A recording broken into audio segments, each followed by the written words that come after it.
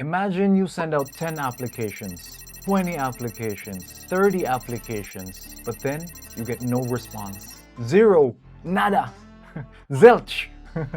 At this point, you're probably wondering, am I invisible? Can they even see me? Do I need to send them a gift basket maybe? Do I need to send them a heart emoji to get some attention? But hold up. What if I told you that there are 6 magic words that you can use for clients to immediately want to work with you? And in this video, I'm gonna show you exactly what that magic phrase is and how you can use it in your freelance job applications in order to secure that client. So if you're ready, grab your notebook, grab your pen, paper, get ready to take notes, and let's jump in.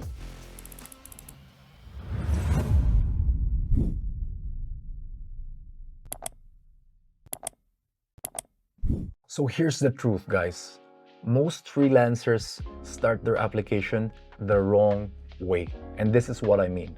Number 1, they list their entire resume, everything that they've done, from working with their grandmother to working with their church to everything. The truth is, clients don't care about your entire resume. They care about what's relevant to them.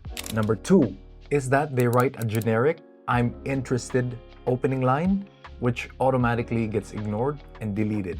And then number 3 is that they sound a little too desperate. And sometimes it's a bit cringy. And clients, they don't really want that. They don't want desperation. They don't want it when freelancers, applicants are too eager to impress. They want a bit of that push and pull. If you're listing out your entire resume, if you're writing a generic opening intro line, and if you're trying too hard to impress, you're for sure not gonna get a reply from the client. And here's the worst part, guys. Most clients, just like me, when I'm looking for candidates, normally we don't even read past the first line. What you want to do is hook in the client with a strong first line. And if you do not do this, unfortunately, 90% chance you're probably out. All right, so if you're ready, here's the 6-word magic phrase. I have an idea to improve. After that, you put in something specific that you can improve. Get it? So that's it.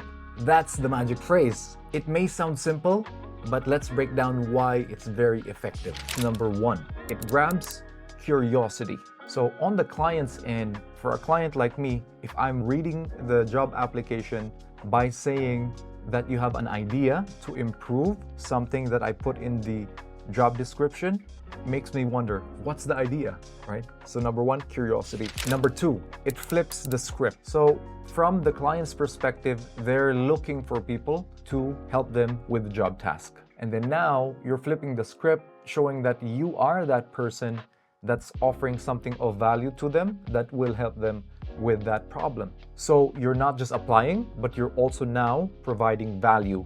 Not like 90% of the rest of the freelancers that just apply. Now you differentiate yourself because you're providing value. And then the third reason why this works is that it already makes the client feel like you're working with them. When you say the words, "I have an idea to help improve," then this puts you in a position where the client or the prospective client already thinks that you're part of the team because you're contributing an idea, right? So those are the 3 reasons why this simple magic phrase works in order for you to get replies for your job applications.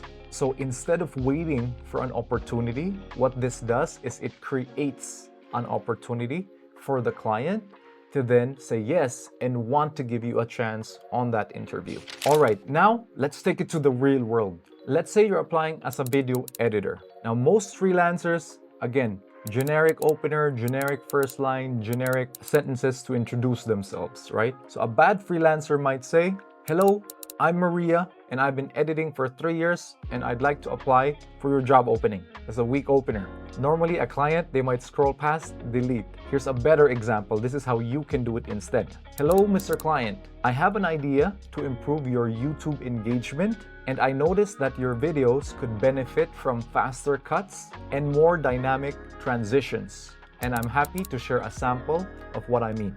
So now what that does is for the client, if they read that, they now ask themselves, do I have a problem with my editing? Do I have a problem with my cuts? Do I have a problem with my dynamic transitions? So they now assess that. And if they don't, what could happen is that they'll now have curiosity on how you can do it for them, how you can improve those and improve that engagement, and they will give you a chance. They will hit that reply button and say, you know, let's hop on a call. How do we get this started? Right? Instead of just introducing yourself, you made them curious. Now they have to reply to you if they want to know how you can implement that idea.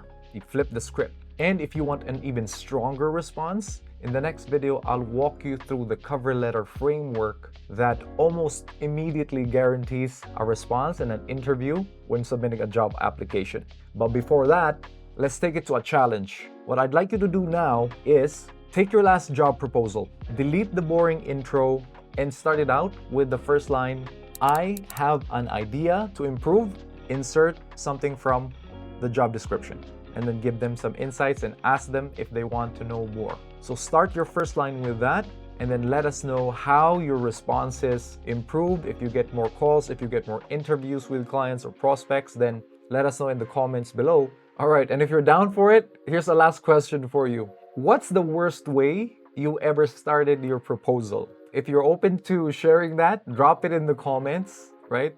The funniest, most embarrassing, and then maybe I'll read them and react to them. So until then, see you on the next video. Peace.